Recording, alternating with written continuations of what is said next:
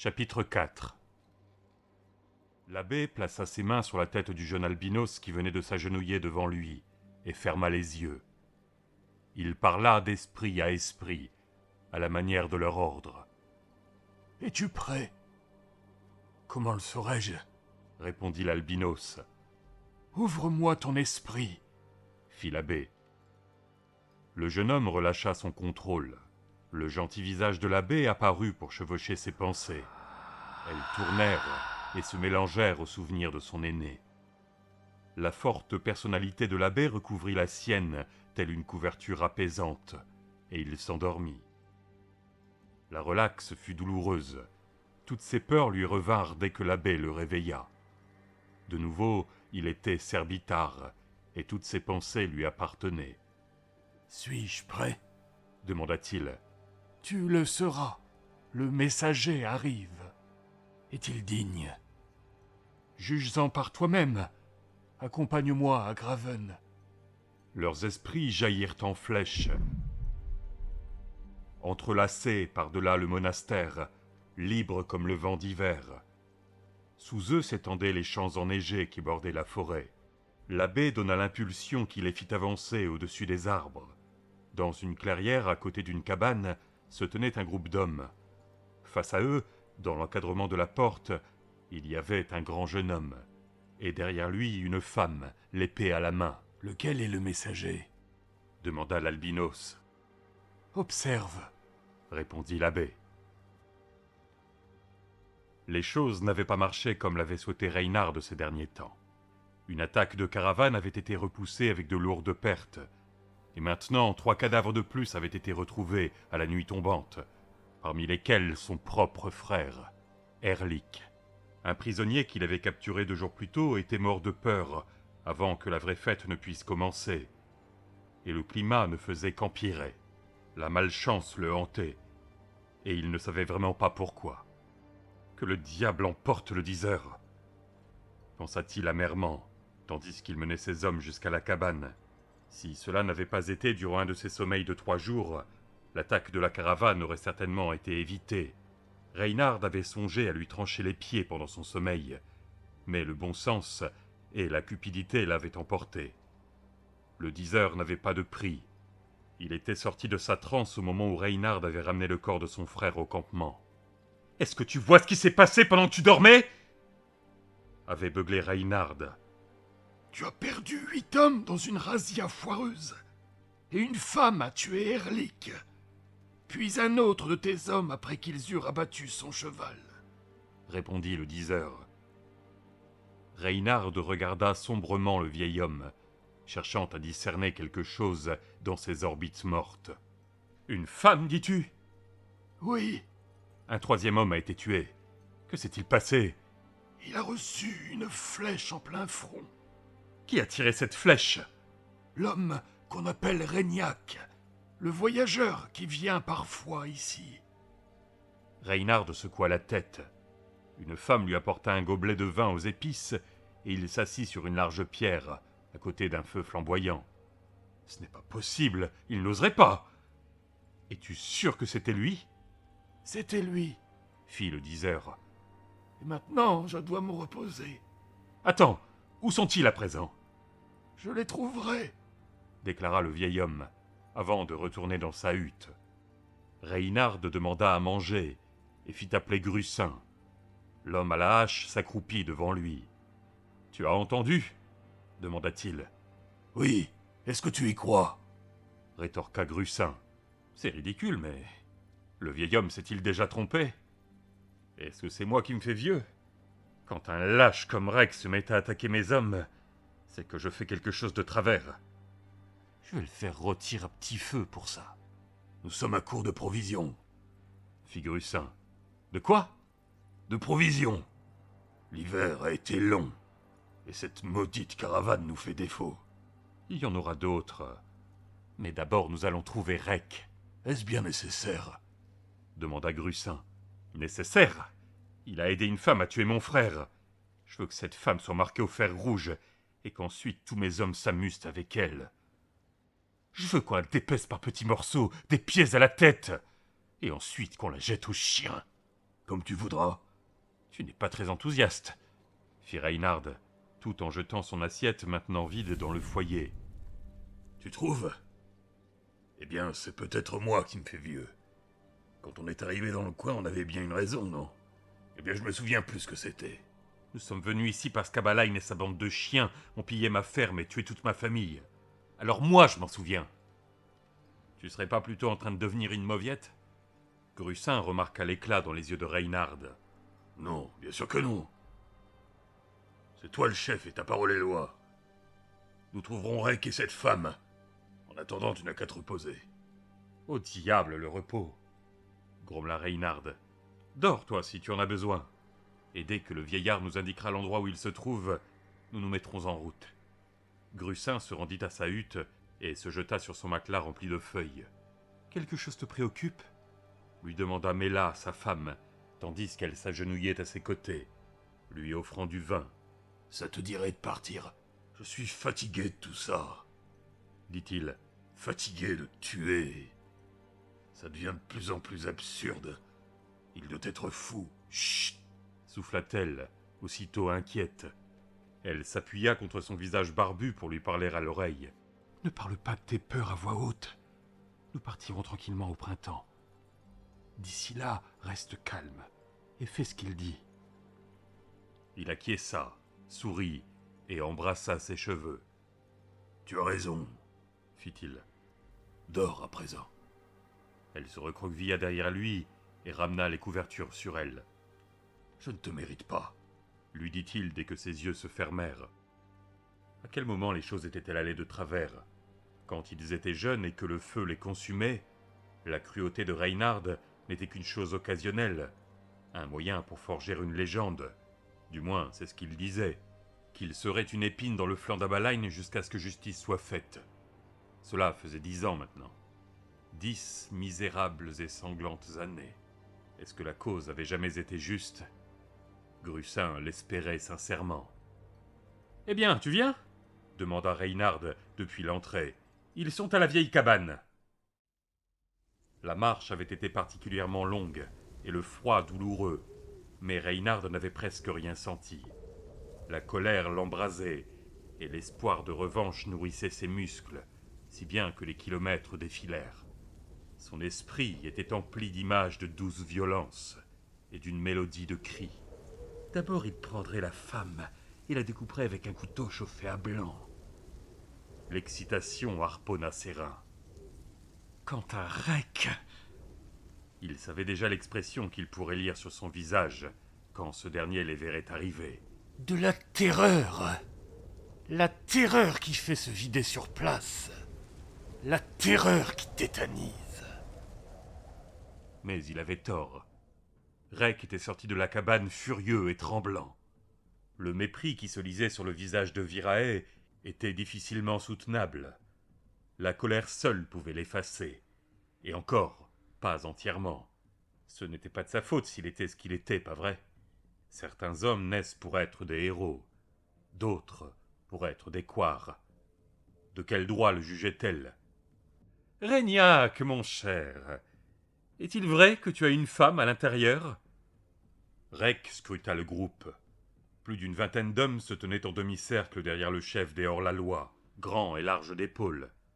Grussin était à ses côtés, immense et puissant, sa hache à double lame à la main. « Jour, Reine, fit Rek. Qu'est-ce qui t'amène par ici? J'ai entendu dire que tu avais une compagne de lit bien chaude, et je me suis dit que ce bon vieux Rek serait trop heureux de partager avec nous. Alors autant que je t'invite à mon campement.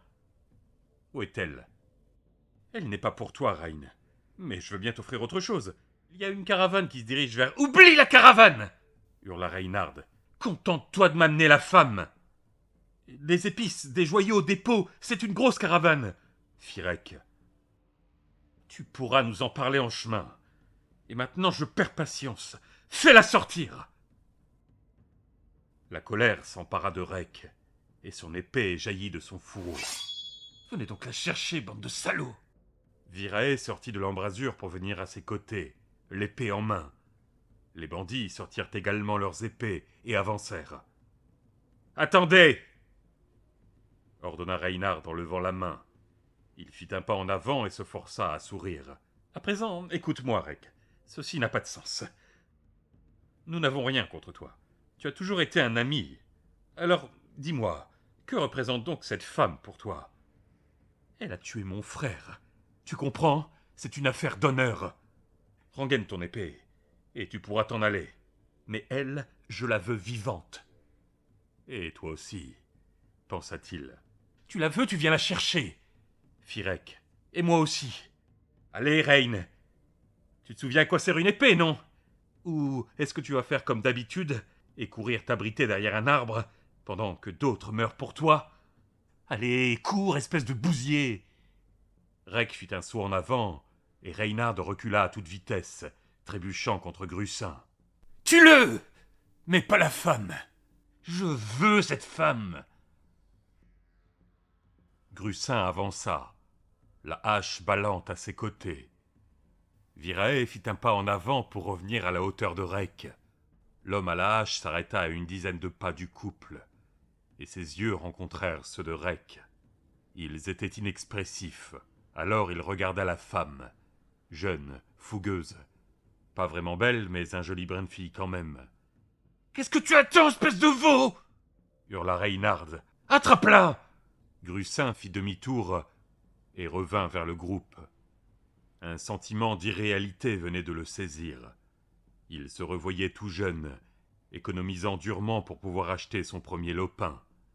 Il avait une charrue qu'il tenait de son père, et les voisins étaient prêts à l'aider pour construire sa maison, pas loin du bosquet d'ormes. Qu'avait-il fait de toutes ces années? « Espèce de traître » cria Reynard, et avec effort, il fendit les airs de son épée. Mais Grussin para le coup avec facilité. « Laisse tomber, Reyn. Rentrons à la maison. »« Tuez-le » ordonna Reynard. Les hommes se regardèrent les uns les autres, certains commençant à avancer, d'autres hésitant. « Bande de salauds! Pourris de traîtres » hurla Reynard, levant son épée une fois de plus. Grussin prit une grande respiration, saisit sa hache à deux mains et brisa l'épée en 1000 morceaux. En heurtant ce qui restait de la garde de l'épée, la lame de la hache partit en oblique et vint s'enfoncer dans les côtes du chef des bandits. Il tomba à genoux et se plia en deux, la tête contre le sol. Alors Grussin s'avança. Il leva sa hache et trancha d'un coup la tête de Reynard, qui roula dans la neige. Puis il lâcha son arme et retourna vers Rek. « Il n'a pas toujours été ainsi, » dit-il. « Pourquoi » demanda Rek en abaissant sa lame. « Pourquoi as-tu fait ça ?»« Qui sait? Ce n'était pas seulement pour moi, ou elle. Peut-être que quelque chose en moi en a eu assez. Où passe la caravane ?»« J'ai menti, » mentit Rek. « Tant mieux. Nous ne nous reverrons plus. Je quitte Graven. C'est ta femme ? » ?»« Non. »« Tu pourrais trouver pire. »« Oui. » Grussin fit demi-tour et marcha jusqu'au corps afin de récupérer sa hache. « On a été des amis pendant très longtemps, » fit-il. « Trop longtemps. » Sans même jeter un dernier coup d'œil derrière lui, il conduisit le groupe dans la forêt. « J'y crois pas, » dit Rek. « C'est un vrai miracle. »« Finissons de déjeuner en vitesse, » dit Virae. « Je vais faire du thé. » À l'intérieur de la cabane, Rek se mit à trembler. Il s'affala et sa lame résonna sur le sol. « Qu'y a-t-il » demanda Virae. « Rien, c'est le froid, » répondit-il en claquant des dents. Elle s'agenouilla à ses côtés et lui massa les mains sans dire un mot. « Le thé vous fera du bien, » dit-elle. « Vous avez emporté du sucre ? Il y en a dans mon paquetage, emballé dans du papier rouge. Oreb sait que j'aime les sucreries. Le froid ne me fait pas cet effet-là d'habitude. Désolé. Ce n'est pas grave. Mon père dit toujours qu'il n'y a rien de tel qu'un bon thé pour lutter contre le froid. Je me demande bien comment ils nous ont trouvés, dit-il. La neige de la nuit dernière devrait avoir recouvert nos traces. C'est étrange. Je ne sais pas, tenez, buvez. Il but le thé par petites gorgées, en tenant la tasse recouverte de cuir entre ses mains. Du liquide chaud éclaboussa ses doigts. Pendant ce temps, Virae s'affairait à tout nettoyer, et à finir les paquetages. Elle ramassa les cendres dans l'âtre et prépara de quoi faire un feu pour les prochains voyageurs qui utiliseraient cette cabane. « Qu'allez-vous faire à Drosdelnock » demanda Rek, adouci par la chaleur du breuvage. « Je suis la fille du comte d'Elnar, » répondit-elle. « J'y habite. C'est parce que la guerre se rapproche qu'il vous a envoyé au loin ? Non, je devais apporter un message à Abalain, et maintenant je dois porter un message à quelqu'un d'autre. Quand ça sera fait, je rentrerai chez moi. Ça va mieux ? Oui, fit Rek, bien mieux. Il hésita, soutenant son regard. Ce n'était pas seulement à cause du froid, finit-il par dire. Je sais, c'est pas grave. Tout le monde tremble toujours après l'action, mais c'est ce qui se passe pendant l'action qui compte. Mon père m'a dit qu'après la passe de Skeln, il avait fait des cauchemars pendant plus d'1 mois. Vous ne tremblez pas, vous ? C'est parce que je m'occupe. Vous reprendrez du thé ? Oui, merci. J'ai bien cru qu'on allait mourir. Et l'espace d'un instant, ça m'était égal. C'était une impression merveilleuse. Il voulait lui dire combien il avait été heureux de l'avoir à ses côtés, mais il n'y arrivait pas. Il voulait traverser la pièce pour la prendre dans ses bras, mais il savait qu'il ne le ferait pas. Il la regardait simplement, tandis qu'elle remplissait de nouveau sa tasse et étouillait le sucre. « Où avez-vous servi ?» demanda-t-elle, consciente du regard posé sur elle, mais incertaine quant à sa signification. « Droskord Swain, sous les ordres de Ganjavi. Il est mort à présent, fit-elle. Oui, d'une congestion. C'était un bon meneur d'hommes. Il avait prédit que cette guerre viendrait. Je suis sûr qu'Abalain regrette de ne pas l'avoir écouté à l'époque. Il n'y a pas que Javi qui l'avait prévenu, dit Virae. Tous les commandants du Nord lui avaient envoyé des rapports. Ça fait des années que mon père a des espions chez les Nadirs. Il était évident qu'ils allaient nous attaquer. Abalain est un imbécile. Aujourd'hui encore, il envoie des messages à Ulrich avec de nouveaux traités. Il n'arrive pas à accepter que la guerre est inévitable. Est-ce que vous saviez qu'il n'y a que 10 000 hommes à Delnoch ? J'ai entendu qu'il y en avait moins que ça, répondit Rek. Il y a 6 murailles et une ville à défendre. En temps de guerre, il faut au minimum 4 fois plus de troupes. Et la discipline n'est plus ce qu'elle était. Pourquoi ça ? Parce qu'ils attendent tous la mort, répondit-elle, de la colère dans la voix. Parce que mon père est souffrant, mourant, et parce que Ganorin a le cœur comme une tomate trop mûre. Orin ? Je n'ai jamais entendu parler de lui. C'est le neveu d'Abalain. Il dirige l'armée, mais c'est un bon à rien. Si seulement j'étais un homme. Je suis content que vous ne le soyez pas, dit-il. Pourquoi ? Je ne sais pas, répondit-il sans conviction. C'était pour dire quelque chose. Je suis content que vous ne soyez pas un homme, c'est tout. Enfin bon, si j'étais un homme, je prendrais la tête de l'armée. Je ne pourrais pas avoir pire allure qu'Orin, de toute façon. Pourquoi me regardez-vous comme ça ? Mais je ne vous regarde pas, nom d'un chien, je vous écoute, c'est tout. Pourquoi m'agressez-vous sans cesse ? Vous voulez que j'allume le feu ? S'enquit-elle. Quoi ? On va rester plus longtemps ? Si vous voulez. Je vous laisse choisir, dit-il. Restons encore aujourd'hui, c'est tout. Ça nous donnera le temps de mieux nous connaître. C'est vrai que nous ne sommes pas partis sur de bonnes bases. Et puis, vous m'avez sauvé la vie par 3 fois. Une seule fois, déclara-t-il. Je ne crois pas que vous seriez morte de froid, vous êtes trop dur pour ça. Et c'est Gruissin qui nous a sauvés tous les deux. Enfin, j'aimerais bien rester la journée, mais, sans vouloir vous offenser, ça m'ennuierait de devoir dormir encore une fois par terre. Vous n'aurez pas à le faire, dit-elle. L'abbé sourit devant l'embarras du jeune albinos. Il ôta ses mains de l'étreinte mentale et retourna s'asseoir à son bureau. « Rejoins-moi, Serbitar, dit-il à voix haute. Est-ce que tu regrettes ton vœu de célibat ? Parfois, répondit le jeune homme en se redressant. Il brossa la poussière de sa soutane blanche et s'assit en face de l'abbé. La fille est digne, enchaîna Serbitar. En revanche, l'homme est une énigme. Est-ce que leur force ne va pas être réduite maintenant qu'ils ont fait l'amour ? Renforcée, tu veux dire ? Répondit l'abbé. Ils ont besoin l'un de l'autre. Ensemble, ils se complètent, comme dans le livre sacré. Parle-moi d'elle. Que puis-je dire ? Tu as pénétré son esprit. Parle-moi d'elle. Elle est la fille d'un comte. Elle manque de confiance en elle comme femme, et elle est victime de ses désirs contradictoires. Pourquoi? Elle ne sait pas pourquoi. Esquiva-t-il. Ça, je le sais, mais toi, sais-tu pourquoi? Non. Qu'en est-il de l'homme? Je ne suis pas entré dans son esprit. Non, mais que peux-tu me dire de lui? Il a de grandes peurs. Il a peur de mourir. Est-ce une faiblesse? Demanda l'abbé. À Drosdelnox en sera une. La mort est presque certaine là-bas. Oui. Est-ce que cela peut être une force? Je ne vois pas comment. Fit Servitare. Que dit le philosophe des lâches et des héros? Le prophète dit, par définition, seul le lâche est capable du plus grand héroïsme. Tu dois convoquer les 30, Servitare. Dois-je commander? Oui, tu seras la voix des 30. Mais qui seront mes frères? L'abbé s'appuya contre le dossier de sa chaise. Arbe d'Arc sera le cœur. Il est fort, sans peur et droit. Il est tout désigné. Ménahem sera les yeux, car il est doué.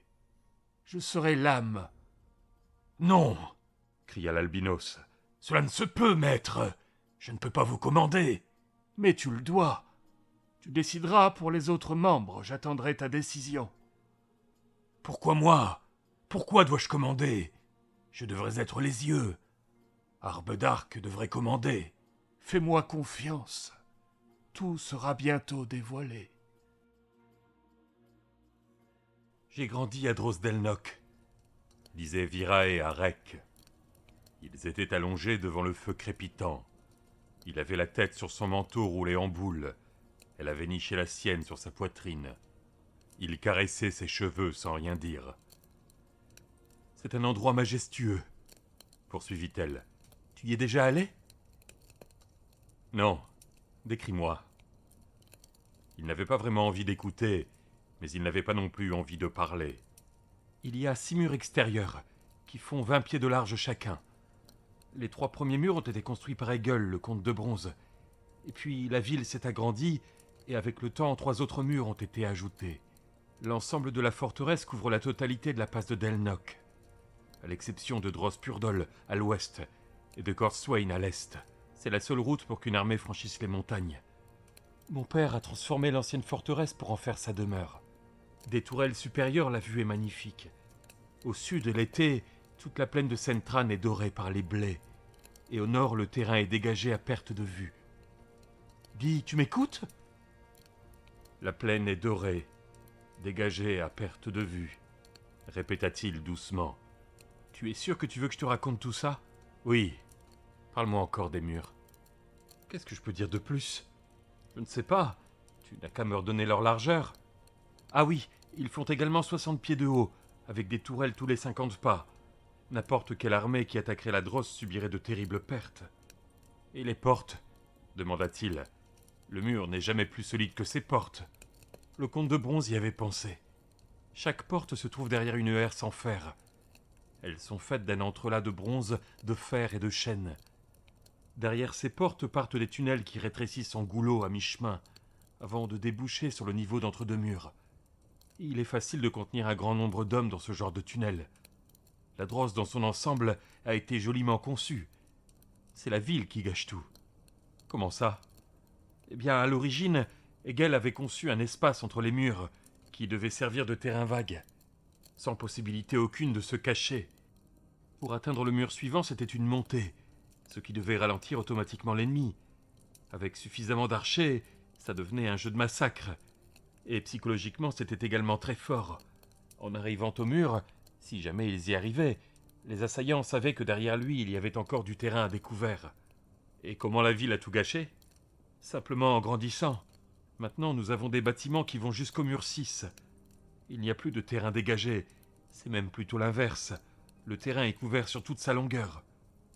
Il se retourna et l'embrassa sur le sourcil. Que me vaut l'honneur? Faut-il qu'il y ait une raison à tout?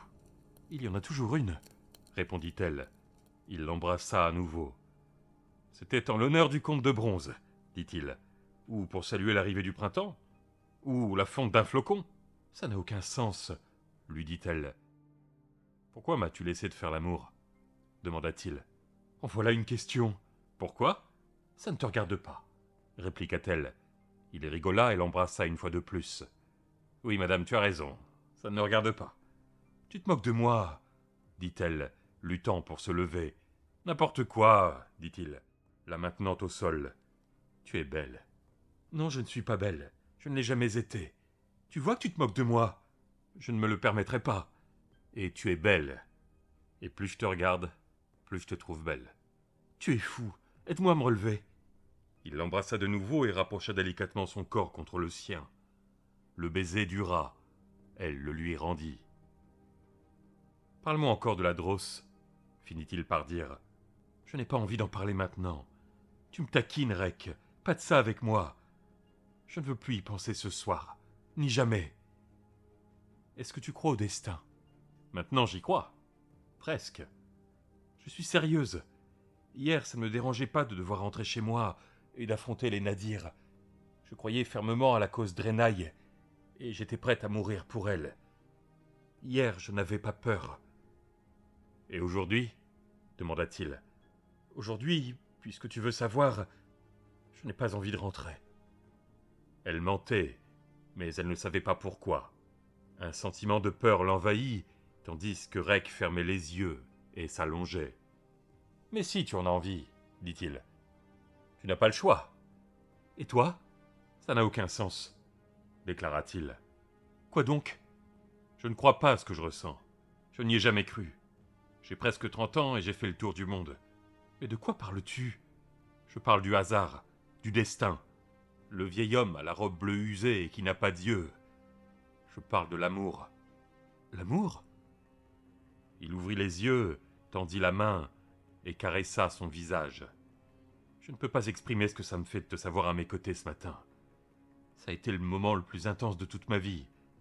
Plus rien n'avait d'importance. Je pouvais voir le ciel, je ne l'avais jamais vu aussi bleu. Tout était plus précis, plus net.